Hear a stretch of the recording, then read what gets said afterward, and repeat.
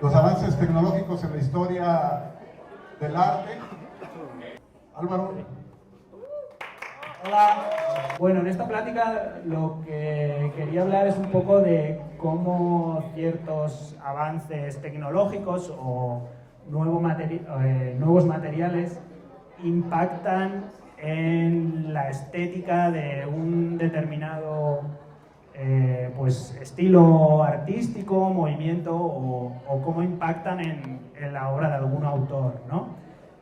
Cuando hablamos de estética vamos a hablar de una manera pues muy llana, ¿no? Hablamos de cuestiones relacionadas al aspecto formal, al acabado, y no vamos a profundizar en lo que es el término filosófico de la estética, ¿no?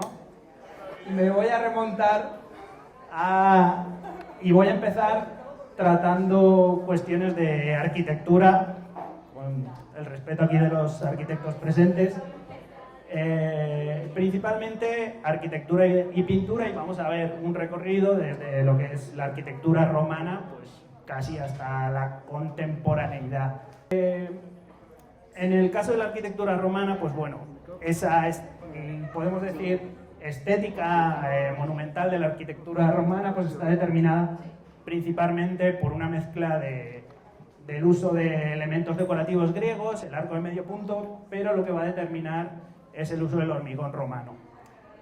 ¿Qué es el hormigón romano? Pues bueno, el hormigón romano es un mortero de cal y arena que pues tiene la particularidad que las arenas utilizadas son de origen volcánico, son arenas puzolánicas que en origen aproximadamente desde el siglo III a.C.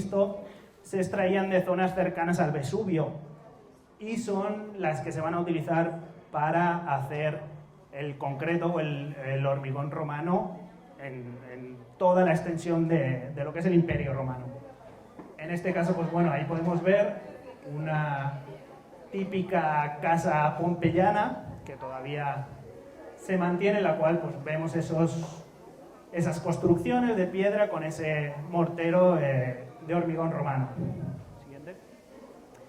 Ese hormigón romano, pues bueno, se utilizó masivamente en todos los tipos de construcciones. Se utilizaba tanto para pintura mural como para los pisos de mosaico, para la construcción de viviendas. En este caso, bueno, es una imagen de la Villa de los Misterios, también en Pompeya, y se utilizaba, pues obviamente, para lo que son las calzadas y la arquitectura civil.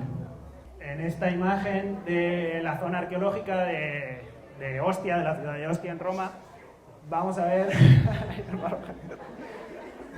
ese tipo de construcción que es muy característica en la arquitectura romana, en la cual pues se va a combinar el uso del ladrillo con ese hormigón romano, pero bueno, vamos a tener diferentes técnicas constructivas muy similares a la actual, como son encofrados de hormigón o también, bueno, construcciones a base de piedra que pues, se rejuntaban también con este hormigón romano y que luego, pues obviamente se recubrían, ¿no? Se enlucían para que no tuvieran este aspecto con el cual ahora lo conocemos.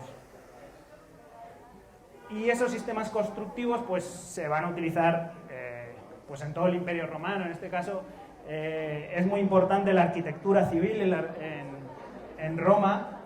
Vamos a ver, bueno, como ya decíamos, el arco de medio punto como elemento significativo también de la arquitectura romana, a diferencia de la griega, y construcciones realizadas con ese hormigón romano, en este caso un acueducto de piedra, en la cual la parte superior también tiene una parte realizada con encofrados de hormigón, que es por donde va a pasar el agua, que es la parte superior. El mortero, pues bueno, vamos a hablar de concreto o de hormigón, se realizaba con esa mezcla y además pues se le podían añadir grava, piedras, incluso pues trozos de cerámica también, restos de cerámica. Y bueno, como decía, ese sistema constructivo se va a repetir en toda la arquitectura. Adelante. Y también, pues bueno, en el caso de la construcción de los puentes, lo que se hacía eran colados también, como se hace actualmente, porque estos hormigones morteros fraguaban en agua y les daba la posibilidad de construir sobre los ríos, construir puertos marítimos con ese hormigón. Y bueno, aquí vemos el puente viejo de la ciudad de Córdoba, en la cual la parte de arriba es una restauración. No sé quién fue el arquitecto que hizo esos añadidos, pero bueno, vemos esa estructura sobre el agua con esos tajamares en piedra, amalgamados con ese hormigón romano. Adelante.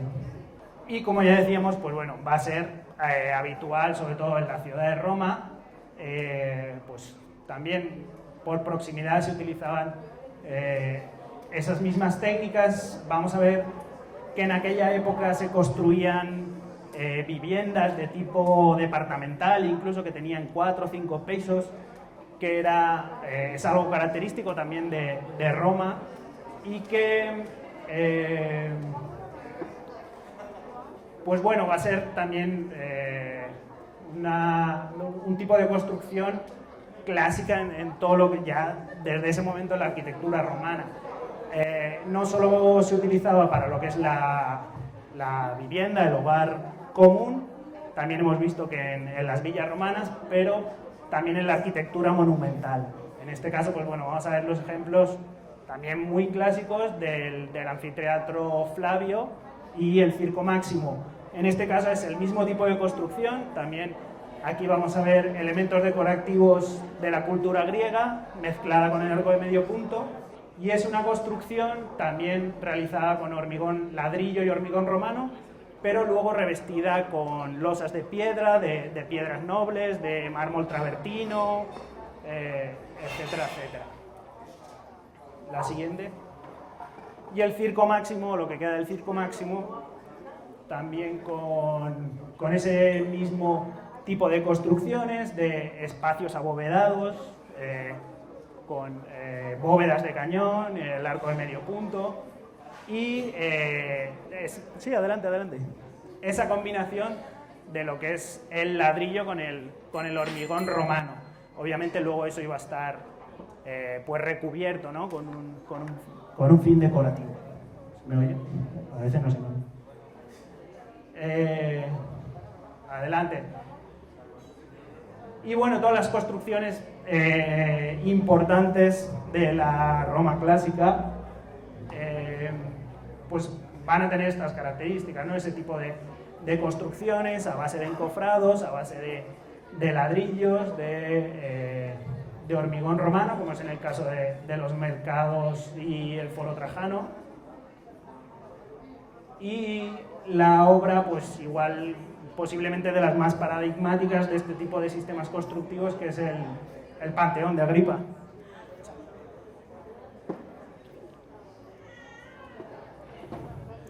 Que bueno, que gracias a estos sistemas constructivos se pudo crear el espacio abovedado más grande que se conoce de la antigüedad clásica, ¿no?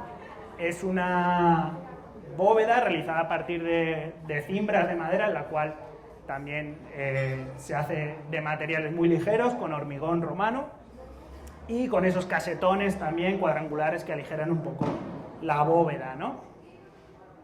Y es también un ejemplo de pues esa idea que se quiere transmitir de cómo un material, una tecnología, un sistema constructivo va a ser,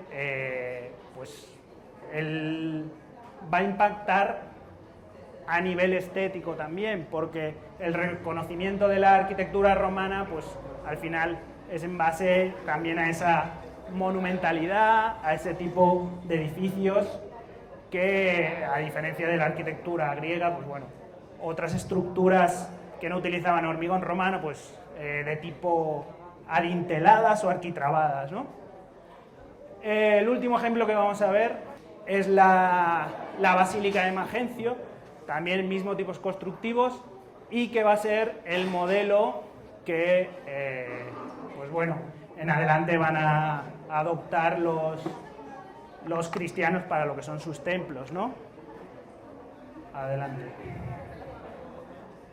Y de aquí ya vamos a dar un salto a lo que es el arbotantes. El arbotantes también va a ser una tecnología constructiva que deriva de, pues bueno, de un avance también en lo que es el labrado de la piedra y la estereotomía de la piedra en los trabajos de cantería que se desarrollan a partir de los gremios medievales y que van a determinar lo que es la arquitectura gótica o la estética que nosotros conocemos de la arquitectura gótica. Bueno, venimos de Roma y nos vamos al románico, ¿no? Como a ese precedente. Entonces, vamos haciendo el camino. ¿Qué diferencia, por ejemplo, a la arquitectura romana de la griega y de la románica? Pues bueno, en mi opinión, el uso del hormigón romano, ¿no? Al final, ya decíamos que la arquitectura romana utiliza elementos decorativos griegos, utiliza masivamente el arco en medio punto, que también se utiliza en el románico, y lo que va a cambiar es que después de la caída del Imperio Romano y la conquista de los bárbaros del norte de Europa, pues hay una pérdida de conocimiento, entonces ya no se utiliza el hormigón romano. Entonces, las construcciones, siguiendo el modelo basilical que veíamos de Magencio, van a estar influenciadas por esas técnicas constructivas del norte de Europa, basadas en el uso de la piedra, también, bueno, piedra rejuntada con argamasa, el uso de la madera, pero bueno, son estructuras como mucho más pesadas, con carácter defensivo y que, sobre todo, van a utilizar pues esos contrafuertes exteriores pegados a los muros debido pues, a esa pesadez. En este caso, la iglesia de San Martín de Tours, de Fromista, pues vamos a ver esos modelos basilicales, en este caso de 3 naves, una iglesia de 3 naves también utiliza el arco de medio punto, con un transepto, un cimborrio, y que también pues se observa esa pesadez de los muros, ese carácter defensivo también de una época pues muy conflictiva. Adelante.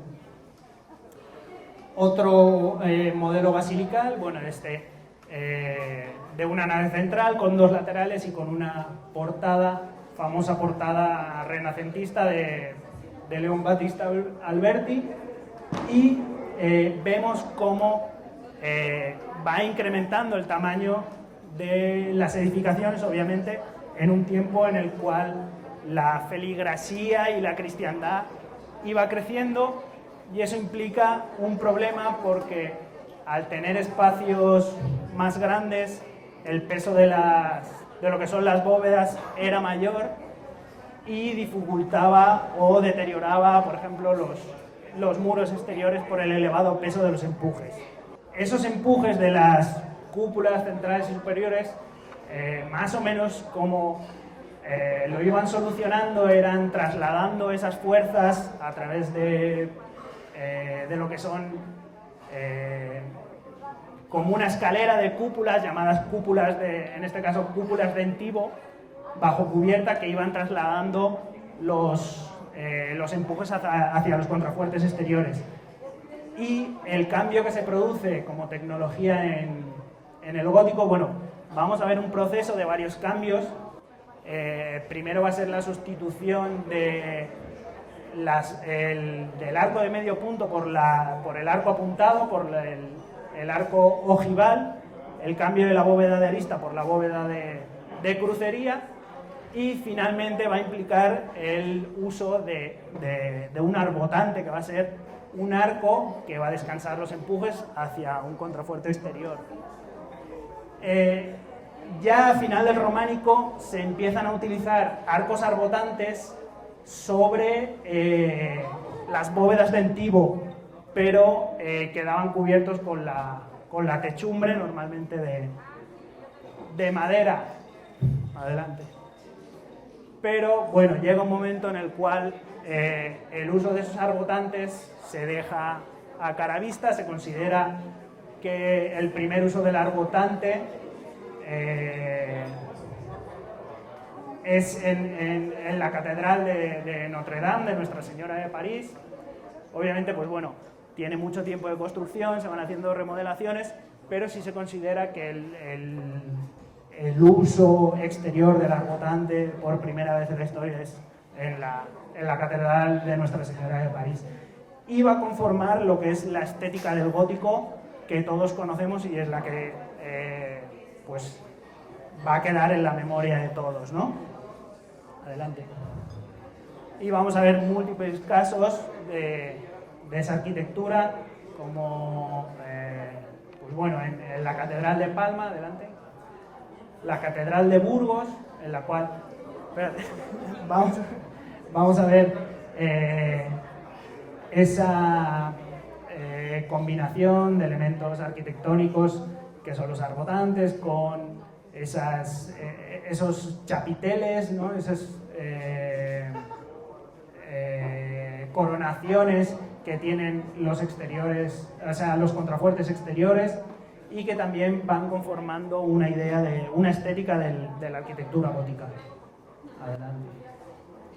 Eso también tiene un impacto al interior de los templos, ya que el uso de esos arbotantes implica, yo creo que esto también es conocido, pero no está de más ir recordando esas cosas, cómo propicia el aligeramiento de los muros, y bueno, lo que produce es que se puedan realizar vanos en los cuales se va a desarrollar ampliamente lo que es el uso de la vidriera, como en este caso de la Santa Capilla de París, o estas vidrieras muy complejas de la Catedral de Beauvais. Adelante. Y vemos el impacto que tiene esa arquitectura gótica, pues, en la cultura de su momento y en nuestra cultura actual también, ¿no? Esos nuevos góticos y esas historias de terror gótico y cómo se representa a través de ese tipo sobre todo de su arquitectura, ¿no? Aquí una obra de Jan van Eyck, que es un óleo sobre tabla. Vamos a entrar en el tema de las pinturas. En este caso interesa porque Jan van Eyck se considera que es el primer pintor que utiliza el óleo. Entonces ahora vamos a hablar un poquito del óleo como nueva tecnología, como nuevo material, y que representó estas arquitecturas góticas en su obra. Y vemos en general el impacto de la arquitectura en todo el arte de la Baja Edad Media, ¿no? Representaciones en los retablos de arcos conopiales, con influencia de lo que es un gótico flamígero, ¿no? Que tienen esas formas puntiagudas, en forma de llama, etc., ¿no? En este caso, aquí tenemos una combinación, una pintura realizada en óleo y temple sobre tabla. Adelante. Y ya vamos a dar un saltito del gótico a lo que es la pintura, en este caso pintura renacentista, para hablar de la pintura al óleo. Vamos a tener un cambio, un salto en el uso del óleo que va a determinar toda la pintura hasta la actualidad. Esta es una de las grandes pinturas, o de las últimas pinturas realizadas en temple sobre tabla, pero más adelante ya lo que vamos a ver principalmente va a ser óleo sobre lienzo, ¿no? Adelante. Y el óleo sobre lienzo pues va a ser el gran dominador de la pintura. ¿Por qué? Por su gran versatilidad, ¿no? Es una pintura que se puede modificar, tarda mucho en secar, se pueden hacer correcciones, como decíamos, es muy versátil, tú puedes aplicar muchas técnicas pictóricas al óleo. En este caso, pues bueno, vemos técnicas de esfumato, ¿no? En la cual lo que se intenta es diluir y difuminar los perfiles de las figuras.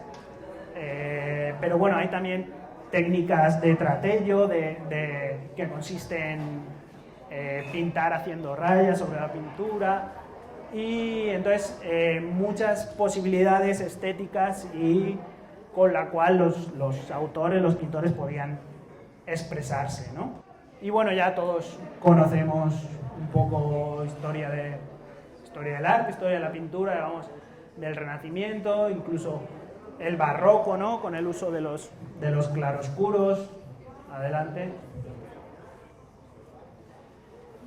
El neoclásico también, aquí podemos ver esos colores tan vibrantes, ¿no? tan chillantes de esta pintura, también como un recurso estético. En este caso, pues bueno, en el neoclásico hay una mirada, pues sí, al arte clásico, ¿no? Hay una mirada hacia el Renacimiento y los grandes maestros de la pintura. Adelante. Y bueno, estamos viendo pues, Renacimiento, barroco, neoclásico, rococó, y cómo en esta pintura la importancia que tiene la pintura al óleo para representar los tejidos, ¿no? Todo lo que son tapetes, cortinajes, vestidos, esas pues telas aterciopeladas, transparencias, etcétera, etcétera, ¿no? Pero al final vamos a tener prácticamente pues hasta la actualidad una estética del óleo, ¿no? Que al final es una estética, si se puede decir así, una estética del óleo. Yo le digo así, una estética del óleo que no varía mucho, la verdad. O sea, tiene pues unos acabados satinados, brillantes, se utilizan las mismas técnicas, luego con diferentes temáticas, pero sí hay cierta homogeneidad en el uso del óleo hasta la contemporaneidad. ¿Qué pasa? Que llega un punto de la historia que los movimientos posteriores al neoclásico empiezan a reaccionar con todo lo que implica el arte académico, el arte clásico, y se cuestionan cómo deben hacer su arte para oponerse a ese arte más académico. En este caso, pues bueno, esa oposición se va a ver de dos maneras. En primer lugar, de una manera temática, en los temas que se van a trabajar, que van a ser temas más contemporáneos, más relacionados con la vida de las personas, sobre todo de la sociedad burguesa, como es en el caso del romanticismo, que tiene pintura de historia también, pero tiene mucha pintura costumbrista, ¿no? De representar pues a la vida del día a día, ¿no? Esa es una manera de reacción frente al arte clásico que estaba representado por la pintura al óleo, pero a nivel técnico también se quieren distanciar de ese uso del óleo.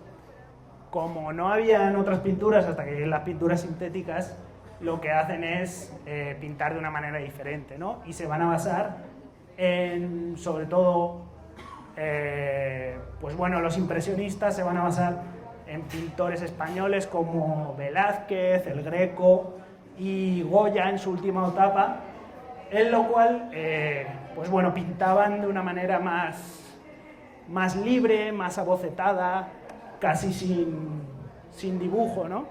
Como es esta obra o otras de las pinturas negras de Goya.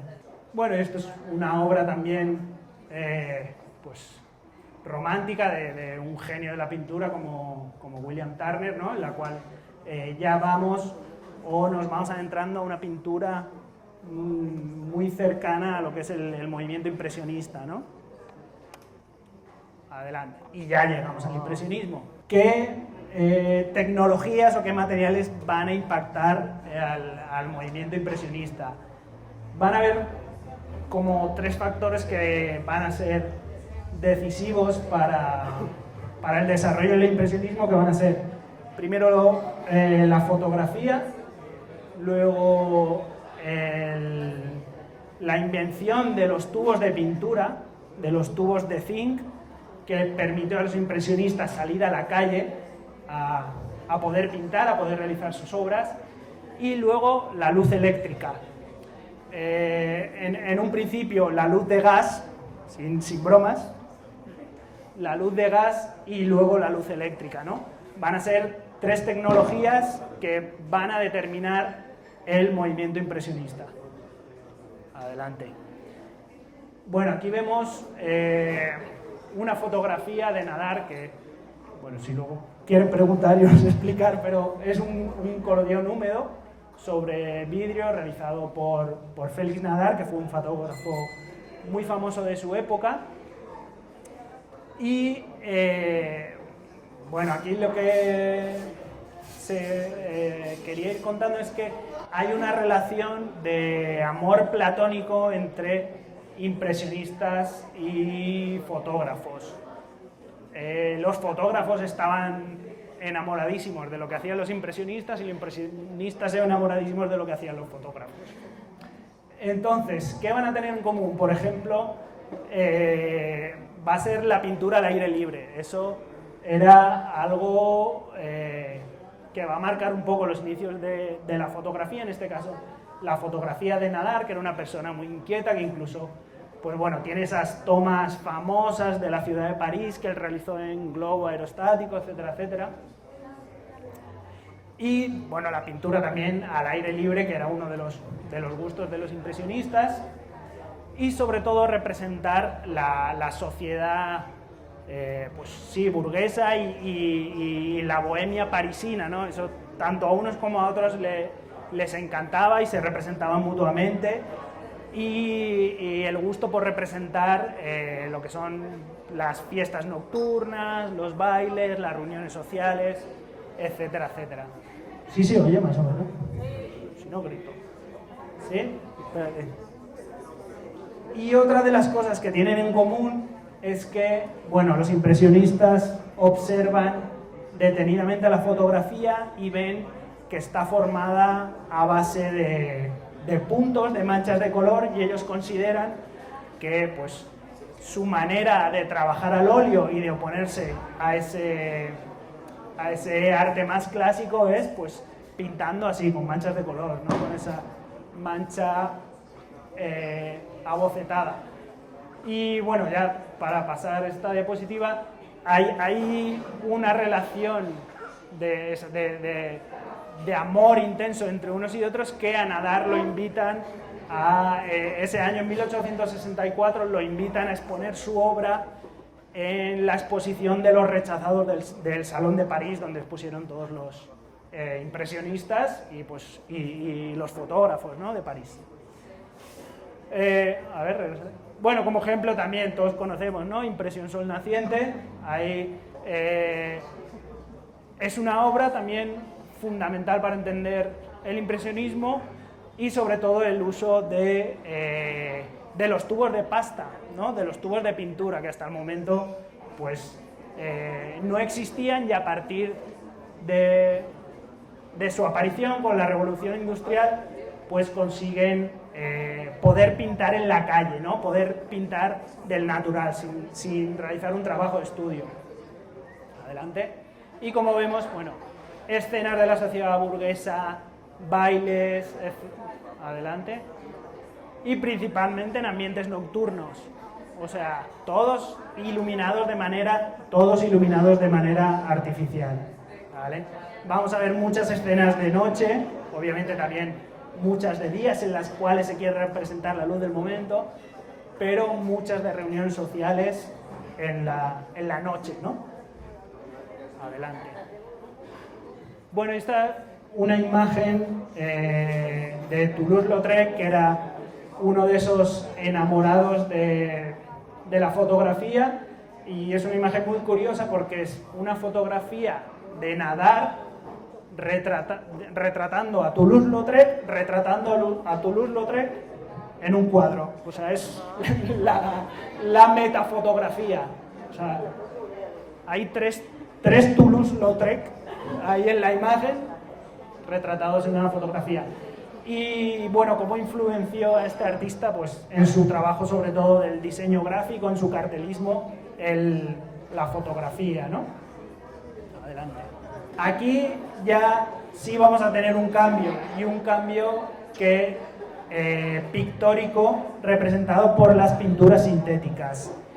Si analizamos esta imagen en comparación con una obra de Diego Rivera, que generalmente hacía una pintura mural con técnicas tradicionales, técnicas del buen fresco, ¿no? Con morteros de cal arena, en las cuales tienes que hacer unos dibujos preparatorios sobre cartón, ponerlos sobre el muro, pintar a jornadas, a diferencia de esto, que es el uso de una pintura sintética, una pintura de nitrocelulosa, que es la piroxilina.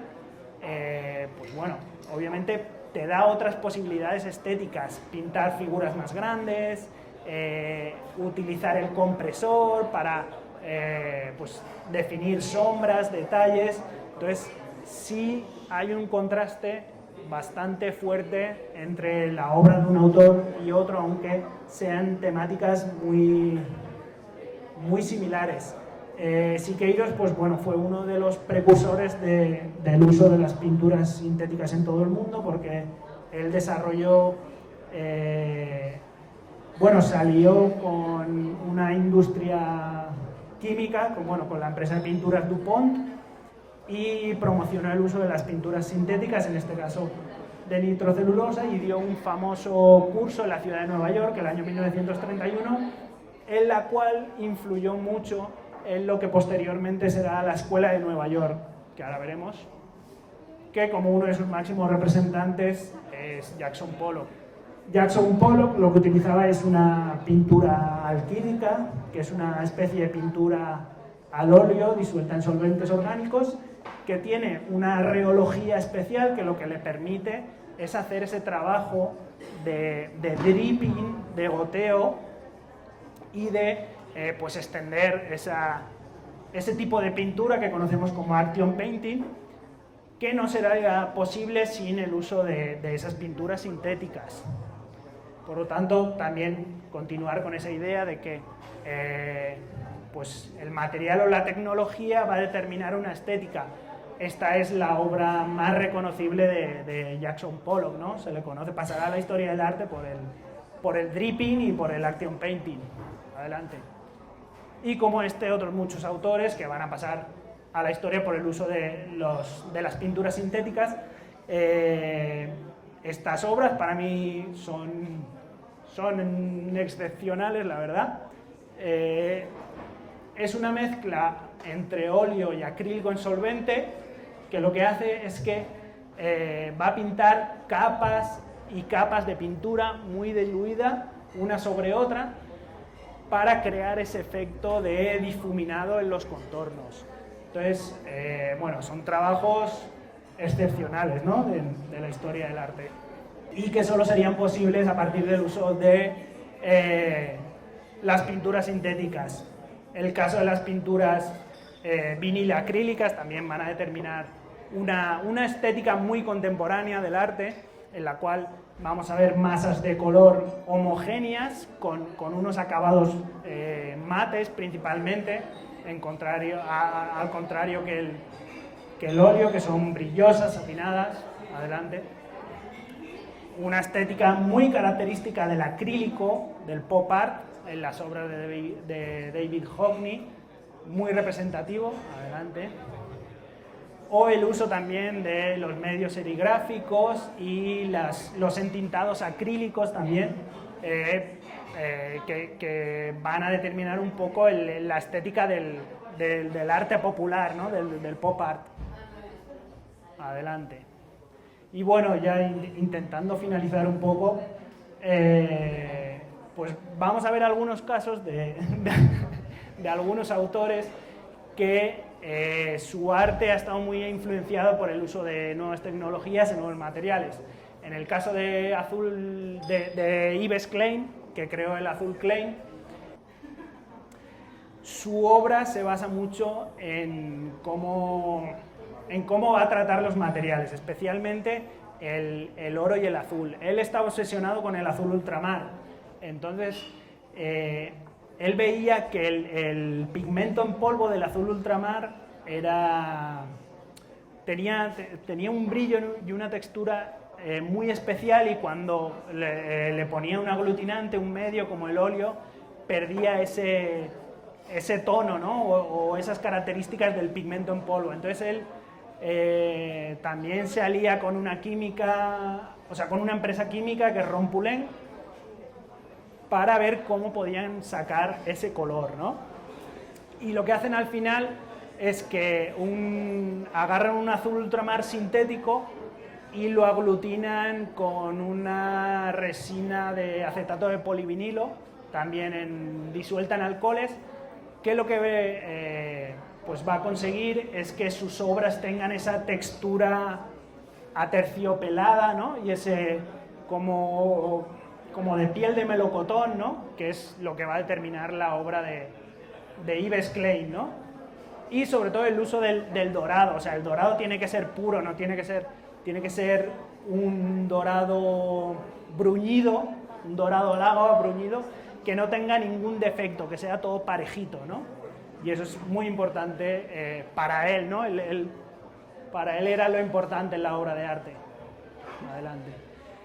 Volvemos a la arquitectura un poco. La arquitectura de la high-tech es una arquitectura que, a través de materiales que presenten un aspecto así como muy tecnológico, con cromados, con fierros y tal, también pues bueno, quiere generar esa sensación de modernidad, de contemporaneidad, de sofisticación, ¿no? de alta tecnología, ¿no? En este caso, bueno, también voy a decir para mí maravilloso edificio del estudio de arquitectura Piano y Rogers, aquí para los arquis. Si les gusta, a mí es de mis edificios preferidos. Y, por ejemplo, otro material, el uso del acero corten, ¿no? Con ese oxidación característico en obras tan representativas como las de Richard Serra, ¿no? Su obra se va a basar prácticamente en el uso de este material y va a determinar toda su obra. No se me oye, ¿no? Más o menos. ¿Qué, cómo lo vemos bien? Vale, ¿qué tengo que mirar? Otro ejemplo, pues bueno, la cúpula de Miquel Barceló, que es un ejemplo de mucha investigación, en el cual, pues, a base de una amalgama de resinas sintéticas, resinas epoxídicas, que se adhirieron al techo y que luego fueron pues pintadas con un cañón que lanzaba la pintura a propulsión. Entonces, pues bueno, también como representando todo un proceso de investigación que el autor hizo para conseguir el efecto estético que él quería o que él buscaba con esas obras. Otra obra también, bueno, esta autora de mis preferidísimas, una autora que desde los años 90 utiliza la tecnología LED para, bueno, ella construye frases que son significativas en todo tipo de materiales, pero es muy representativo en su obra el uso del LED, desde que pues bueno, se empezó a utilizar de manera masiva a nivel industrial. Adelante. Otro autor también que juega mucho con el uso de de las luces, en este caso James Turrell, que él lo que estudia, pues ese efecto que pone ahí Ganfeld, que es la percepción de la profundidad, ¿no? en sus obras. Y son unas obras que no sé si hayan tenido el gusto de apreciar, pero son realmente una experiencia sensorial única, ¿no? Sobre todo son instalaciones, normalmente en espacios museísticos, pero son, pues sí, muy impactantes por esas sensaciones que te genera, ¿no? Y bueno, también son autores maravillosos, la verdad. Adelante. Y bueno, para acabar ya vamos a ir con un caso, pues bueno, medio controversial, que es el de Anish Kapoor, que se le ha criticado mucho que su arte está basado prácticamente en utilizar los materiales de manera muy espectacular y que, pues bueno, se le critica que igual están faltos de contenido, ¿no? de cierta valoración conceptual, artística, filosófica, ¿no? Porque lo impactante de su obra está en el uso de los materiales y la investigación que él hace de los materiales. En esta obra, pues bueno, tenemos unas telas plásticas puestos ahí en un centro de arte que, claro, la verdad es que también es otro autor que si lo ven es muy espectacular y se van a quedar impactados y les va a gustar muchísimo. Pero pues bueno, habría que hablar de los contenidos. Estas son algunas de sus obras, en este caso a él le gusta investigar, es a lo que se dedica, investigar en esos materiales y generar obras que supuestamente él les da algún tipo de conceptualización artística, que igual no todos no podemos entender, que es un brazo mecánico que va removiendo una estructura de cera con pintura al óleo y pues bueno, se van quedando las rebabas a lo largo de todo el camino. Es muy espectacular, la verdad, ese tipo de obras. Adelante. Esta obra aquí que la maestra Ivonne conoce perfectamente es una estructura de acero inoxidable totalmente pulido en la cual tú no puedes ver ningún tipo de soldadura, sino que es pues es un frijol. Con perdón, es un pinche frijol, pero completamente pulido para que no tenga marcas en Chicago, creo, ¿no? Chicago. Pero bueno, también es muy impactante, ¿no? Y finalmente, pues él es un autor polémico porque realiza instalaciones con un pigmento que se llama el Banta Black, que se considera que es el pigmento, el negro más negro que existe, y la polémica viene porque él compró los derechos para utilizarlo únicamente en sus obras, entonces ya ningún artista puede utilizar, a no sé, que le pague o se lo pida, etcétera, etcétera. En esta instalación, pues bueno, lo que vamos a ver es como una especie de alberca en el suelo pintada con este tipo de pigmento, en la cual, pues bueno, como absorbe mucha luz, no se ve nada y parece como que sea un hoyo, y este tipo de manifestaciones artísticas pues las tiene en todo tipo de obras colgadas en la pared, en el suelo como agujeros redondos, ¿no? No sé, cosas así. Adelante. Y bueno, en definitiva, el Banta Black, que se le llama, son nanotubos de carbono. Es una estructura de carbono, de átomos de carbono, que, bueno, como si pensamos en el grafito, la estructura cristalina del grafito está acomodado como en láminas de átomos de carbono. Y en este caso lo que hizo esta empresa, que es una empresa británica, es sintetizar, agarrar una de esas láminas y hacerla en forma de tubo.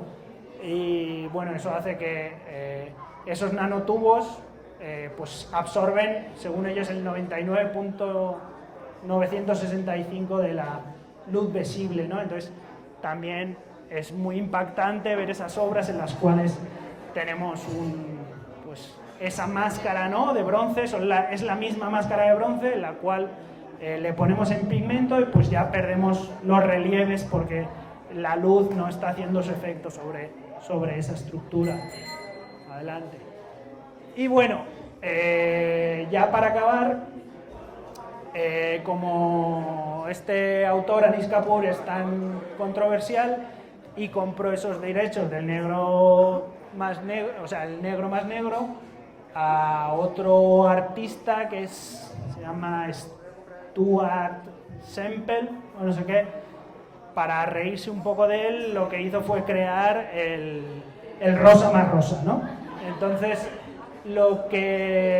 o sea, tú puedes comprar el rosa más rosa, pero si lo compras tienes que firmar un documento en el cual dices que no eres Anish Kapoor y que no le vas, si lo vas a comprar, no le vas a dar el bote a Anish Kapoor. Entonces, Anish Kapoor lo compró y le mandó esta foto de recuerdo. Y con este dedito yo creo que ya vamos a acabar. Esto también es una obra de Anish Kapoor. Y simplemente, pues bueno, no sé si haya llegado un poco el mensaje, pero sí la idea que se va generando o se intenta generar a lo largo de la presentación es cómo esos materiales o tecnologías van a determinar, pues como decía al principio, un movimiento, un estilo, toda la obra de un autor, y para mí eso es una consideración a tener en cuenta a la hora de estudiar arte en general, ¿no? Y yo creo que, pues, ya.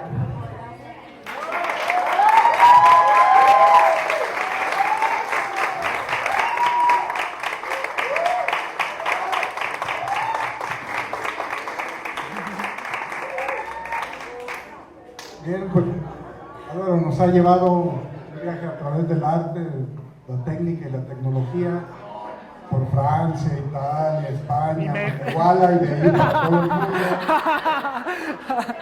No sé si alguien tenga alguna pregunta para que se ganen más aplausos, un comentario o varios. ¿Comentarios o algo? O sea, también... ¿Alguien tiene alguna pregunta, comentario que quiera hacer? El Yuri. Yuri. Bueno, hay otro caso que no sé si se ha de considerar dentro de las artes, pero es muy cercano, el anatomista alemán Sí. que también determina toda una plástica con la plasticación. Sí. Sí, toda su obra se basa en el...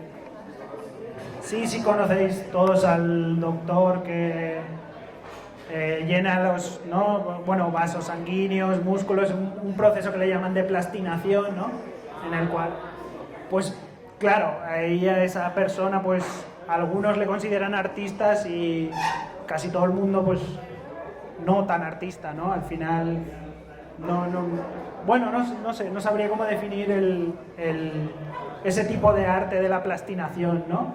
Hay ejemplos mucho más artísticos, para mí, en lo personal, mucho más bonitos y emotivos, como es el caso, que aquí conocemos también, de Ron Mueck. Ron Mueck era un marionetista que hizo muchas películas, pues Dentro del laberinto, no sé si se llama Dentro del laberinto, la de David Bowie, con las marionetas. Entonces, él era el laberinto.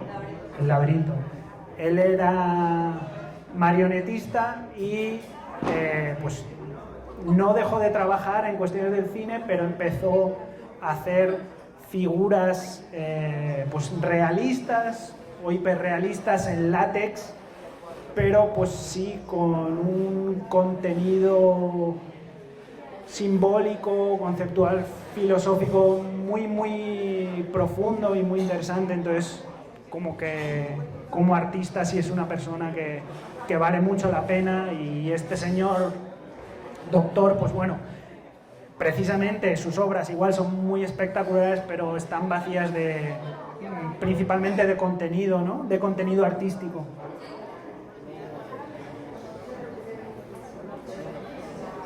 Y Anish Kapoor, pues cada quien le gusta o no le gusta.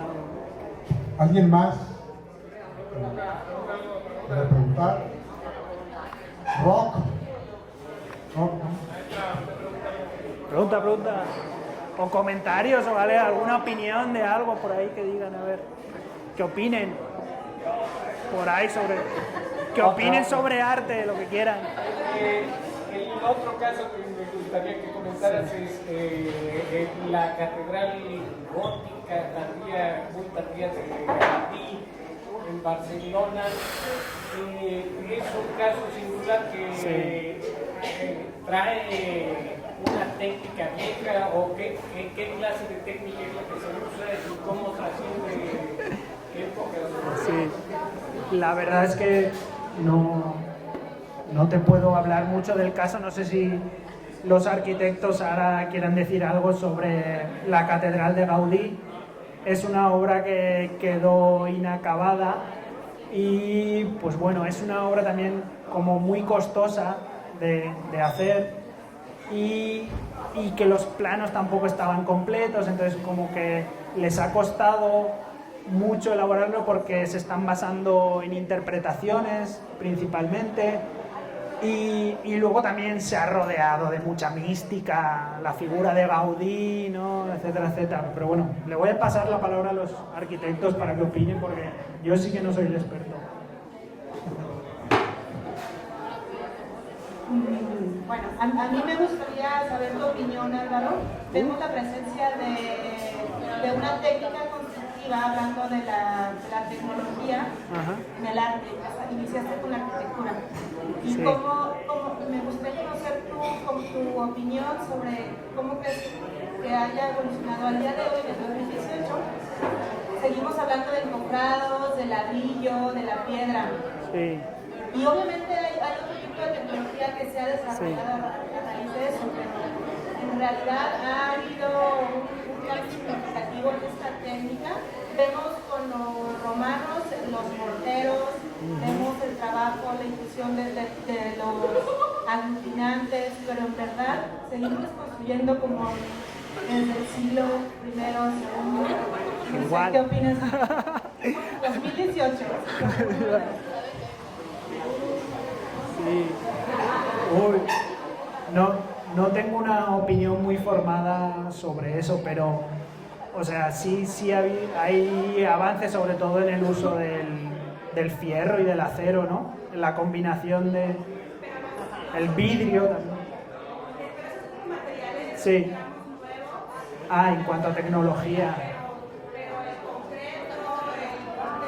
Sí, eso prácticamente. Sí, bueno, para hacer este trabajo, pues estaba leyendo un artículo en el cual, sobre el hormigón romano, que es un caso muy curioso, que, bueno, estaban viendo que ese hormigón prácticamente era un cemento Portland, ¿no? Con unas propiedades hidráulicas excelentes, comparables a las actuales, y les llamaba mucho la atención como obviamente no se conocen las recetas, porque primero, bueno, como decía, cuando la caída del Imperio Romano hay una pérdida de conocimiento, ¿no? Entonces, primero, cómo se preparaban los morteros de cal, o sea, el apagado de la cal y la cantidad de arcilla. Eso era la receta secreta de los romanos, y luego añadirle pues los áridos de origen volcánico que agarraban de ahí del Vesubio. Entonces sí, más o menos podemos identificar materiales para hacer ese cemento, pero pues no sabemos muy bien las proporciones porque implican muchas cosas. Pero sí, básicamente lo que es el concreto, ahora lo único es que es concreto armado pero prácticamente era el mismo que utilizaban los romanos. Pero es curioso que solo lo utilizaron los romanos y luego cuando desaparece el Imperio Romano ya no se utiliza hasta que con la investigación ya se van dando cuenta que sí, utilizar arenas puzolanas, ¿no?, le da las propiedades hidráulicas. No sé si te he contestado, pero bueno, sí hay, ahora mismo hay como mucha investigación en torno a esos morteros, porque, bueno, venía en el artículo porque consideraban que la elaboración de esos morteros era muchísimo menos contaminante que realizar cemento Portland. Entonces, como que, pues, ¿por qué no hacerlo de la manera antigua de los romanos y no hacerlo como lo hace ahora, que es extremadamente contaminante? Pero bueno, no sé qué más decir al respecto. ¿No? A ver. No te duermas, Daniel, todavía. Hola. No te duermas. A ver. ¿Me oías? Que soy un montón. Bueno, felicidades, Álvaro. Gracias. Me gusta mucho tu conferencia. Gracias. Y bueno, yo lo que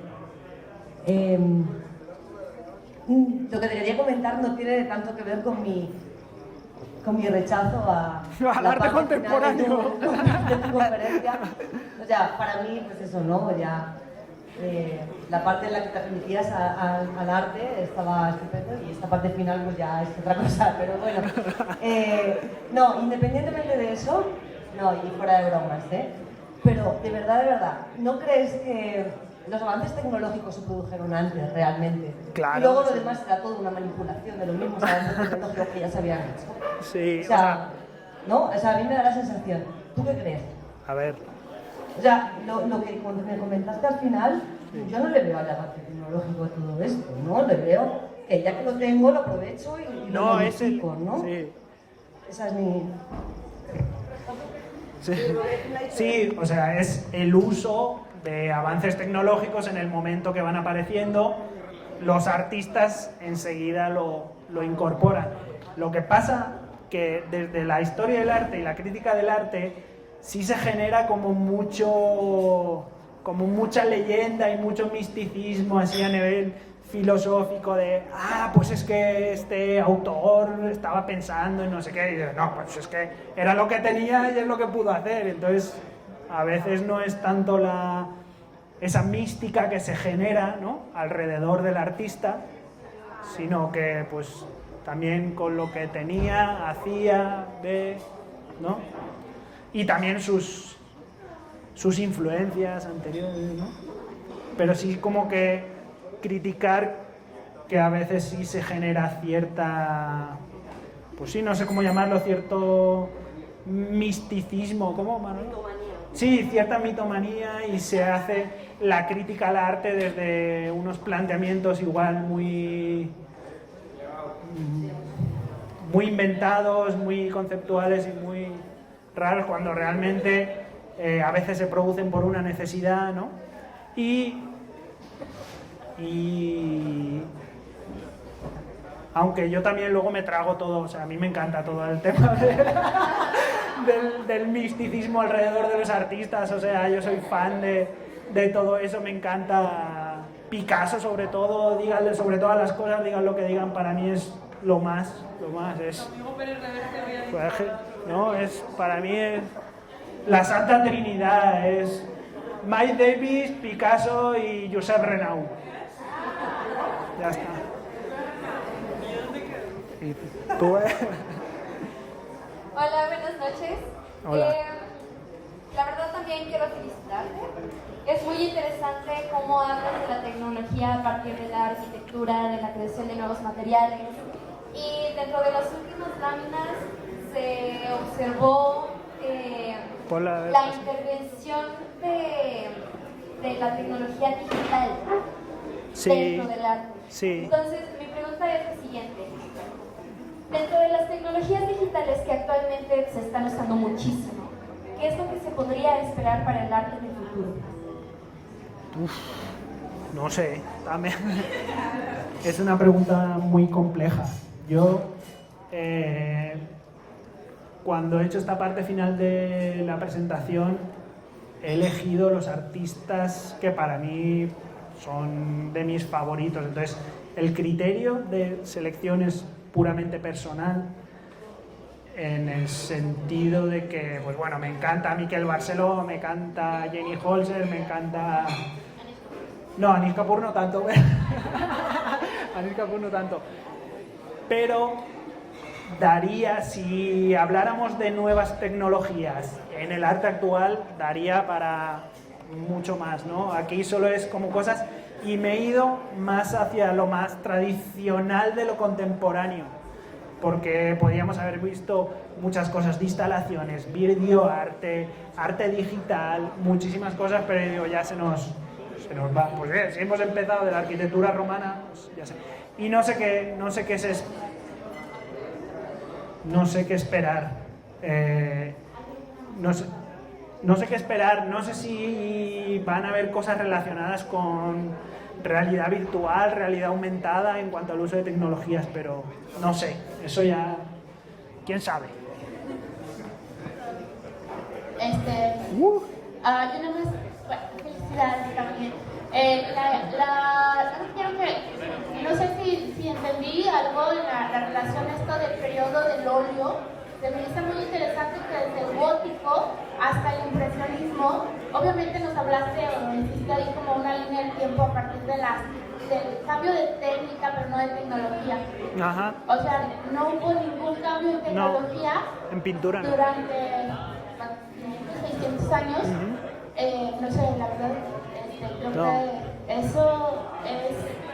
O sea, eso me parece interesante y va un poco de la mano con la pregunta de Marcela, cómo hay tecnologías que duran por mucho tiempo hasta que aparecen, o no sé, hasta que surgen otros descubrimientos y otros avances. Muy bueno, me sorprendí mucho de eso. Sí. O sea, a nivel pictórico, el óleo es el puto amo. O sea, el óleo, desde que aparece, que, bueno, también hay un poco de misticismo en cómo se empieza a utilizar al óleo, porque se le atribuye a Van Eyck, pero no se sabe exactamente. En un proceso de investigación, él estaba buscando un material, un medio para proteger pinturas, como para barnizar, ¿no? Y bueno, a partir de unos descubrimientos casuales, considera que lo puede utilizar como medio para la pintura. Y en cuanto a lo que es pintura bidimensional, siempre ha sido y sigue siendo la pintura reina. O sea, la pintura reina sin duda. Incluso en la contemporaneidad, pintores muy contemporáneos a todos los niveles han basado su trabajo más en la pintura al óleo que en las pinturas sintéticas. Es más, muchos que empezaron con las sintéticas, luego se vuelven a los óleos, ¿no? Y posiblemente sea por la calidad del material, por todo lo que dura en el tiempo, ¿no?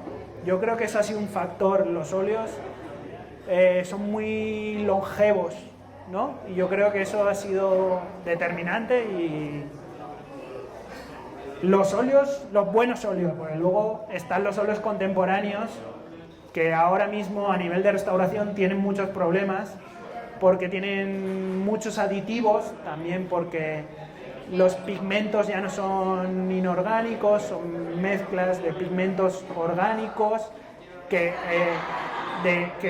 tienen un carácter hidrófilo y se introducen en un medio hidrófobo como es el aceite, ¿no? Entonces, ahora mismo en restauración estamos teniendo muchos problemas. Voy a hacer un comercial para que vayan a la Semana del Hábitat. Va a venir una compañera de Chicago a hablar de los problemas de los óleos contemporáneos en la Semana del Hábitat, para que puedan ir. Pero bueno, lo que es el óleo tradicional, realizado de manera tradicional, tiene años y años y años y años de vida. Y yo creo que eso puede ser un motivo por lo cual ese cuidado del material ha hecho que perdure, ¿no? en los artistas. Y a futuro tampoco sé qué va a pasar. Nada más, hablando del tema de restauración, si no me equivoco, bueno, yo conocí a Miquel Barceló y su maravilla. película creo que en 2 meses estaba cayendo, ¿eh? Sí, Mucha sí, sí, sí. investigación, pero Sí. la cuestión Sí. del mantenimiento técnico se le iba Sí. para abajo. Sí, ¿sí la habéis oído? Sí, que al poco la cúpula de Barceló se estaba cayendo porque tenía muchos problemas, porque se calentaba mucho. Esos arquitectos, a ver qué pasa ahí. Se calentaba mucho la cúpula y se iban desprendiendo los materiales. Bueno, pues creo que ya se ganó más aplausos, Álvaro.